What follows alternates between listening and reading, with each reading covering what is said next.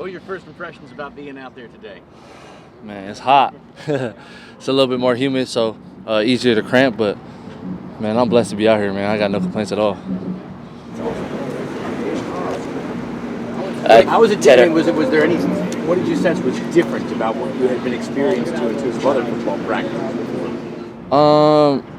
Shoot, I mean, to be honest with you, I was fortunate enough to have pro style, playing a pro style offense, have pro style coaching at Arizona. So the tempo, the speed of the game is, as far as practice goes, is pretty much the same. It's just only difference is it's humid out here. So it's not like Arizona. It's not dry heat. It's humid. So I got to get used to that for sure. It's been a while since we saw you here the day after the draft. You were drafted. Anything unusual or fun or strange that's happened since then that's kind of like one of those aha moments for you since the draft? Shoot, I guess signing my contract, that's pretty a wild moment. So being able to do that yesterday is, man, I'm excited to what the future holds and what this team can do next year. Tetairoa, one of the first moments of the practice, you're working with Rob Moore, the receivers coach. It seems like you guys have already developed quite a rapport. Yeah. What's it like working with him?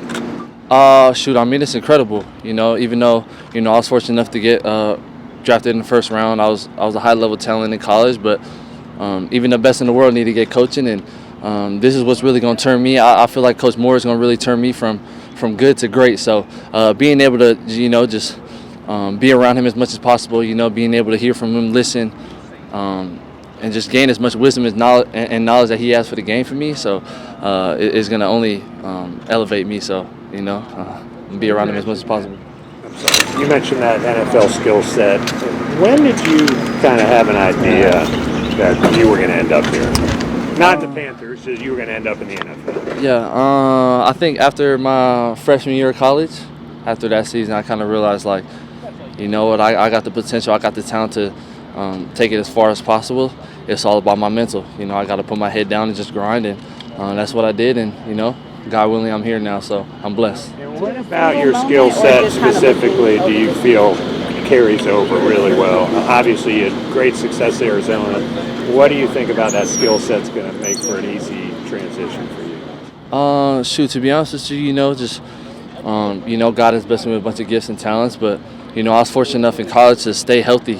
I was fortunate enough to never miss a game, so really elevated me and allowed me to be where I am today. And honestly, my dependability and my coachability, being able to, God gave us 2 ears and 1 mouth for a reason, so we can listen twice as much as we talk. So being able to be open to any wisdom, any knowledge that anybody can give me to be great at this level is, I think that's going to get me to that next level for sure. To that end, though, how difficult is it to not get overwhelmed as somebody that's expected to be a big piece of this offense? Sure. They're throwing a lot of stuff at you. They want you to retain it all. How do you process it all? How do you sort of keep yourself from going crazy? No, I think I do a good job at not going crazy, and I got a lot of resources, a lot of people, a lot of mentors to help me, just guide me through that, and I kind of lean on the people that's been through what I haven't been through, the vets, the coaches, just again gaining any knowledge and wisdom I have from them is only going to keep me sane and help me. How are you getting acclimated to the city? Have you been out in good restaurants? Have you found a place, that kind of stuff? Nah. I ain't gonna be doing too much around town. I'm gonna be on the field and in the facility, and that's that. You got time for one more. The fans certainly like you. You signed a bunch of autographs before coming in here. You said one poster in particular was quite fire. Like, what was that experience like? As far as what? As far as signing it, interacting with the fans, and the poster, if you remember what it looked like and everything. Yeah, I don't even know what the poster looked like. I just know I was on it. But I mean, it was dope. He said he's gonna bring me one next time, so I'm gonna hold him to it. But just being able to come into Charlotte and just embrace the community, the fans. At the end of the day, this we out here playing for them. So any chance I get to put a smile on their faces and just bring them joy, I'm all for it. I don't know if you got a chance to see it, but Larry Fitzgerald said that he was honored that you named him amongst your favorite football players.